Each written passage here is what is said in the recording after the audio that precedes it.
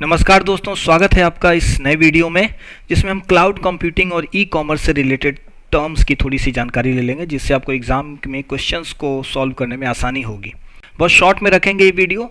चलिए समझ लेते हैं कि क्लाउड कंप्यूटिंग होता क्या है। देखो आप कंप्यूटिंग, अगर आप मेरे सारे वीडियोस को देख रहे हो पुराने, तो आप समझ गए होंगे अभी तक कि कंप्यूटर कंप्यूटिंग ही कर रहा है। हम कुछ ना कुछ कैलकुलेशंस कर रहे हैं कंप्यूटर्स की मदद से।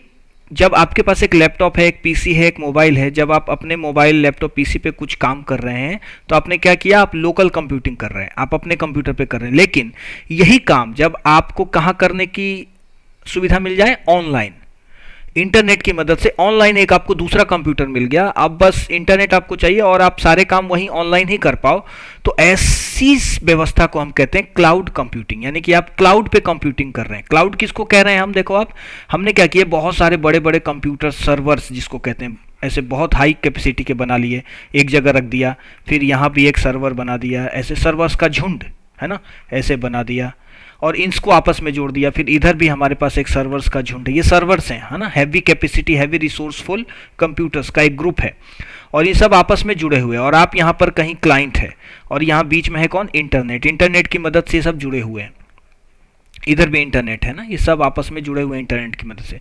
आप इंटरनेट से जुड़े, उसके मदद से यहाँ गए। इस देखो आप, ये क्लाउड जैसा दिख रहा है ना, बादल जैसा, इसी को कहते हैं क्लाउड कंप्यूटिंग। आपको क्या हुआ, किसी रिसोर्स की ज़रूरत है, आप इंटरनेट के थ्रू यहाँ गए, इस सर्वर का प्रयोग किया आपने और फिर आपने जो भी प्रोसेसिंग थी, कंप्यूटिंग थी, कर लिया आपने और आप यहाँ पर रिजल्ट ले आए।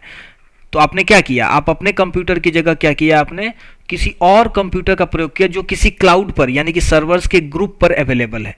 इसे ही कहते हैं क्लाउड कंप्यूटिंग। समझ में आई बात आप? अब ये जो क्लाउड्स होते हैं, ये सर्वर्स हैं, जाहिर सी बात है इनको बनाने में पैसा लगेगा, खर्चा लगेगा और इतने सारे रिसोर्स हैं, ये हर समय इंटरनेट से कनेक्ट होने चाहिए, तो इसको क्रिएट करने में होता है इन्वेस्टमेंट। तो ये क्लाउड कंप्यूटिंग की जो व्यवस्था है या क्लाउड्स जो क्रिएट करते हैं, चूंकि उसमें इन्वेस्टमेंट चाहिए, तो ये तीन तरह के होते हैं। तीन कह सकते हैं वेज में इसको मेनली क्रिएट किया जाता है। पहला, ये प्राइवेट हो सकता है। प्राइवेट का मतलब क्या होता है, इसको कहते हैं प्राइवेट क्लाउड, है ना, प्राइवेट क्लाउड कहते हैं। प्राइवेट क्लाउड क्यों, जब कोई एक पर्टिकुलर, जैसे एयरटेल है, एयरटेल एक बहुत बड़ी एक संस्था है, कंपनी है, उसने क्या किया, अपने अंदर के प्रोसेसिंग को करने के लिए, अपने अंदर उसके पास बहुत सारे सर्विसेज हैं जिसको वो मैनेज कर रहा है, उन सर्विसेज को मैनेज करने के लिए उसने अपना क्लाउड बनाया जो कि केवल एयरटेल ही प्रयोग करता है, उसको कोई और प्रयोग नहीं कर सकता। तो ये क्या हो गया, प्राइवेट क्लाउड। तो जब कोई एक पर्टिकुलर ऑर्गेनाइजेशन, कोई संस्था केवल अपने इंटरनल काम के लिए कोई क्लाउड स्टेब्लिश करे, तो उसे हम क्या कहेंगे, प्राइवेट क्लाउड। दूसरा क्या हो गया, पब्लिक क्लाउड।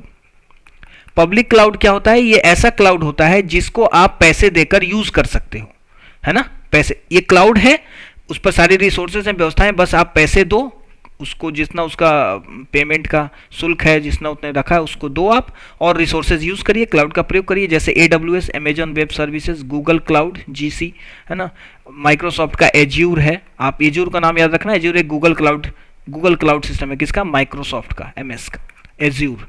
तो ये सब तीन जो है मेन है। इसके अलावा डिजिटल ओशन है, ठीक है, ये भी क्या करता है, ये पब्लिक क्लाउड का एक कंपनी है ना, ये आप इसको पैसे दीजिए, आपको ये क्लाउड व्यवस्था देगा।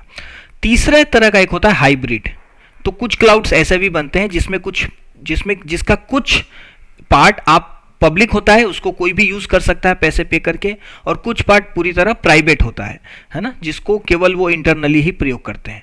ठीक है, एक चौथा भी कई बार कह दिया जाता है, कम्युनिटी। तीन ही होते हैं मेन, बट कई बार ये चौथा भी देखने को मिलता है, इसको कहते हैं कम्युनिटी क्लाउड। क्या होता है, जैसे कोई खास कम्युनिटी, जैसे मान लो आप ब्राह्मण समाज एक कम्युनिटी है, तो इन लोगों ने मिलकर एक क्लाउड व्यवस्था बनाया जो केवल यही लोग यूज करते हैं, तो ये कम्युनिटी बेस्ड भी कई बार क्लाउड बनाया जाता है, बट ये कुल मिला के प्राइवेट का ही एक सब पार्ट हो गया। कोई खास कम्युनिटी, जैसे क्रिश्चियंस का एक बन गया, है ना, ऐसे कम्युनिटी बेस्ड भी क्लाउड बनते हैं। तो ये मेन पार्ट ये है आपका क्लाउड कंप्यूटिंग। अब हम क्लाउड कंप्यूटिंग से रिलेटेड कुछ टर्म्स को बस जल्दी जल्दी में डिस्कस कर लेता हूं, जिससे कि क्वेश्चन आ जाते हैं, बस आप उसको समझना है, उसी से आप आंसर लगा सकते हो, है ना। जैसे देखो आप, क्लाउड कंप्यूटिंग के थ्रू आप कितने सर्विसेज प्रोवाइड कर सकते हैं। एक सर्विस प्रोवाइड कराया जाता है IaaS, इसको फुल फॉर्म है इंफ्रास्ट्रक्चर एज अ सर्विस, मतलब आप क्लाउड कंप्यूटिंग में इंफ्रास्ट्रक्चर को एज अ सर्विस यूज कर सकते हो। जैसे अमेजॉन वेब सर्विस देता है, गूगल क्लाउड देता है, आपको पूरा इंफ्रास्ट्रक्चर दे दिया, आप जाइए, आपको पूरा मशीन मिल जाएगा, पूरा वहाँ कंप्यूटर आपको उधार पे मिल जाएगा, आप वहाँ पे पूरे कंप्यूटर पे काम करिए बस। तो इंफ्रास्ट्रक्चर जो कि आप यहाँ पर बहुत खर्च देकर लोकली क्रिएट करते, वो आपको क्या हुआ, आसानी से सुविधा से मिल गया, बस आपको थोड़ा सा पे करना है और पूरा इंफ्रास्ट्रक्चर मिल गया। उसी तरह प्लेटफॉर्म एज अ सर्विस, जैसे आपको प्लेटफॉर्म एज अ सर्विस के बहुत एग्जांपल है। जैसे आप अगर कैनवा नाम का एक वेबसाइट है, फिग्मा नाम का एक वेबसाइट है, ये सब सिंपल वेबसाइट में बता रहा हूँ, अमेजॉन भी देता है, गूगल क्लाउड भी देता है, बट ये आप आसानी से समझ पाएंगे। आप कैनवा फिग्मा पर जाइए, आसानी से वहाँ पर एक प्लेटफॉर्म है, आप उसको आसानी से उस पर फोटो बना सकते हैं, फोटो में कुछ टेक्स्ट लिख दिया, कुछ डिजाइनिंग आप आराम से कर सकते हैं, फिर उस डिजाइन को डाउनलोड कर लीजिए। तो आपको क्या, उन्होंने एक प्लेटफॉर्म प्रोवाइड किया। प्लेटफॉर्म के और भी एग्जांपल्स हैं, जैसे प्ले स्टोर, प्ले स्टोर एक प्लेटफॉर्म है, एप्पल का एप्पल स्टोर एक प्लेटफॉर्म है, माइक्रोसॉफ्ट का जो ऐप स्टोर है वो भी एक प्लेटफॉर्म है। इसमें क्या होता है, आप अपना ऐप बनाइए और इस प्लेटफॉर्म पर रख दीजिए, है ना। जैसे अमेजॉन का जो मार्केट प्लेस है वो एक प्लेटफॉर्म है, आप वहाँ पर सेलर बन के जाइए, सामान रखिए, बेचिए, कस्टमर बन के जाइए, खरीदिए। तो ये एज अ सर्विस, ये सब गूगल क्लाउड में, सॉरी, ये सब क्लाउड सर्विसेज में आते हैं। तो PaaS हो सकता है, प्लेटफॉर्म एज अ सर्विस, ये भी एक क्लाउड कंप्यूटिंग व्यवस्था है या सर्विस है जो क्लाउड कंप्यूटिंग प्रोवाइड करता है। उसी तरह SaaS होता है, SaaS software as a service, software as a service, जैसे फिग्मा एक एग्जांपल हो गया, इसी तरह एडोब एक एग्जांपल है। उसी तरह आजकल क्या हुआ है, माइक्रोसॉफ्ट 365 आ गया है ना, MS 365, ये MS ऑफिस का क्या है, क्लाउड वर्जन है। इसमें क्या होता है, आप ये सॉफ्टवेयर एज अ सर्विस, ये ऑनलाइन है, आप कभी भी जाइए यहाँ पर वर्ड डॉक्यूमेंट, एक्सेल डॉक्यूमेंट बनाइए और फिर वहीं सेव भी है, आप चाहे तो डाउनलोड भी कर सकते हैं। यानी कि जो आप पहले काम MS वर्ड इंस्टॉल करके अपने कंप्यूटर में करते थे, वो अब आप क्लाउड पे कर सकते हैं ऑनलाइन। बस आपको इंटरनेट चाहिए और आप जाइए, software as a service use करिए, है ना। जाहिर सी बात है, इन सब के लिए आपको पैसा देना पड़ेगा, ठीक है। तो ये तीन मेन है। अब कई बार क्या होता है, कई बार ऐसा लिखा भी आ सकता है आपको XaaS, है ना। इसका मतलब क्या है, X का मतलब यहां पर है anything as a service, anything as a service इसका फुल फॉर्म होता है ना। तो ये भी एक क्लाउड की सर्विस है, इसमें सब आ जाते हैं, AIaaS, PaaS, SaaS, है ना। ये सब एग्जास के क्या है, एक एलिमेंट कह सकते हैं, इसके अंदर सारी चीजें आ गई। तो इन तीन IaaS, PaaS, SaaS के अलावा, इसके फुल फॉर्म भी याद रखना, आप कई बार फुल फॉर्म पूछ दिया जाता है, के अलावा क्या होता है, कई बार आपको ये भी मिलेगा DaaS, database as a service, DaaS, इसके दो फॉर्म है, कई बार डेटा एज अ सर्विस, ये भी होता है कई बार, डेटा एज अ सर्विस, ठीक है। तो डेटाबेस समझ गए आप, आपको डेटाबेस लोकली स्टोर नहीं करना, आपको खाली डेटाबेस ही चाहिए, तो आप क्लाउड पर जाइए, वो डेटाबेस व्यवस्था है, वहां पर आप अपने डेटा स्टोर करिए, रिट्रीव करिए, बस आपको पैसा देना है। उसी तरह डेटा आप क्या करिए, कहीं रख दीजिए या कहीं और से, गवर्नमेंट वेबसाइट से या किसी और वेबसाइट से data as a service provide करा। जैसे आजकल क्या होता है, एड वाले कंपनियां क्या करती, फेसबुक से, गूगल से डेटा खरीदती हैं ना, कस्टमर्स के, यूजर्स के, विजिटर्स के। तो data as a service provide करने वाले भी बन जाते हैं कई बार ये लोग, ये सब क्लाउड सर्विसेज में आती हैं, ठीक है। तो मेन जितने सर्विसेज प्रोवाइड किए जाते हैं मैंने आपको बता दिए। पब्लिक क्लाउड में समझा चुका, प्राइवेट समझा चुका, हाइब्रिड समझा चुका, मल्टी क्लाउड, जब एक से ज्यादा क्लाउड्स आपस में जुड़ जाएं, मल्टी क्लाउड हो गए। क्लाउड बस्टिंग क्या होता है, देखो आप, ये एक तरीके का हाइब्रिड मॉडल यूज करता है। इसमें क्या होता है, पहले कोई एप्लीकेशन, कोई सर्विस प्राइवेट क्लाउड नेटवर्क में तैयार किया जाता है, उसके बाद जब उसकी हाई डिमांड बढ़ जाती है तो उसको क्या किया जाता है, पब्लिक कर दिया जाता है, इसी से कहते हैं बर्स्ट कर दिया जाता है, इसे कहते हैं क्लाउड बर्स्टिंग, ठीक है। वर्चुअलाइजेशन, एक हार्डवेयर है आपके पास, कोई मशीन है, कोई मदरबोर्ड है, और इस पर आपने क्या किया, सॉफ्टवेयर के डिफरेंट लेयर बना दिए। तो एक ही हार्डवेयर को, जैसे एक लेयर, दो लेयर, तीन, तो सॉफ्टवेयर आपने अलग अलग लगा दिए, तो इसमें एक अलग ऑपरेटिंग सिस्टम यूज हो रहा है, इसमें अलग, और तीनों लेकिन हार्डवेयर सेम यूज कर रहे हैं, तो इसे कहते हैं वर्चुअलाइजेशन। आपने हार्डवेयर को क्या किया, वर्चुअलाइज कर दिया। क्लाउड माइग्रेशन, एक क्लाउड से दूसरे क्लाउड में ट्रांसफर करना डेटा को। क्लाउड स्टोरेज, यही जब storage as a service provide कर दिया जाए तो उसे क्लाउड स्टोरेज कहेंगे। क्लाउड की एक खामी यह है कि चूंकि आपका सारा डेटा, आपका सारा एप्लीकेशन क्लाउड पर रहता है, इंटरनेट पर रहता है, जैसे ही आपके कंप्यूटर से कोई चीज बाहर गई उस पर सिक्योरिटी का खतरा आ जाता है, ये मैं ऑलरेडी समझा चुका हूं।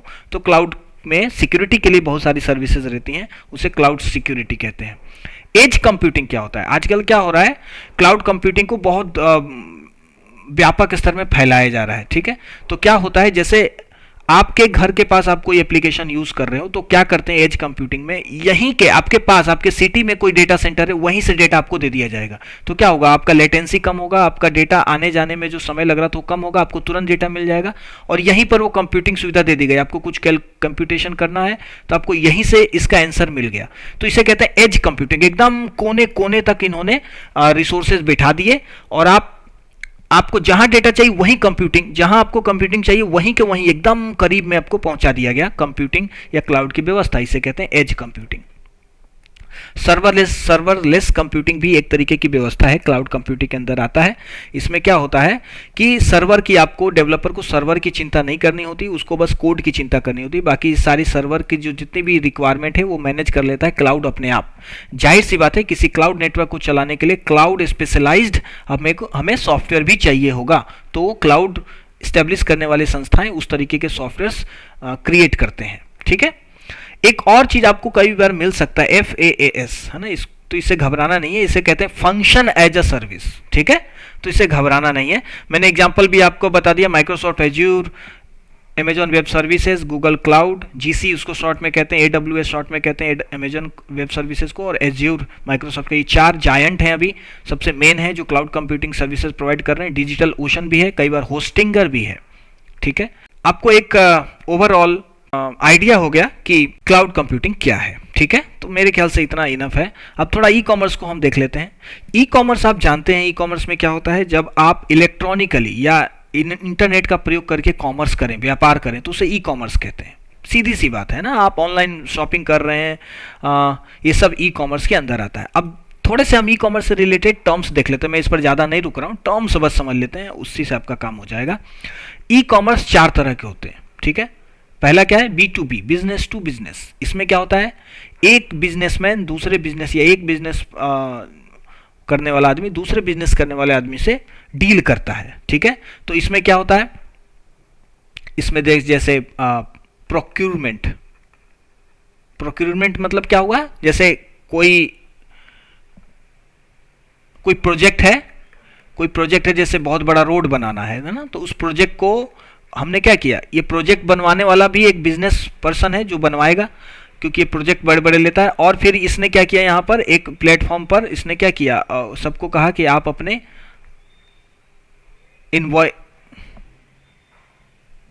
आप अपना प्रोजेक्ट एस्टिमेशन दीजिए, आप इस पर बिड करिए, और फिर उसमें से एक को चुनता है। तो ये इस तरीके के जो चीजें होती हैं, ये क्या हो गए, business to business. Business to consumer, business से डायरेक्ट कंज्यूमर के पास जब डेटा आए या सामान पहुंचे, उसे बिजनेस टू कंज्यूमर कहते हैं। जैसे क्या हो गया आपका अमेजॉन, फ्लिपकार्ट, इसमें क्या होता है, बिजनेसमैन डायरेक्ट वहाँ पे अपना सामान रख देता है, या फिर आप डायरेक्ट उस बिजनेसमैन, जैसे आप डायरेक्ट HP के वेबसाइट पर चले गए और वहाँ से लैपटॉप खरीद लिए, तो ये भी बिजनेस टू क्या हुआ, कंज्यूमर हुआ।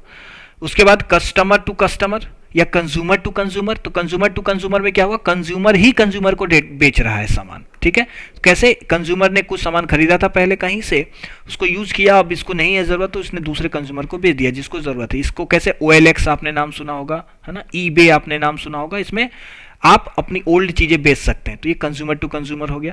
कंज्यूमर टू बिजनेस, कई बार कंज्यूमर बिजनेस पर्सन्स को डेटा को सामान बेचता है, तो इसे C2B कहते हैं, कंज्यूमर टू बिजनेस कहते हैं।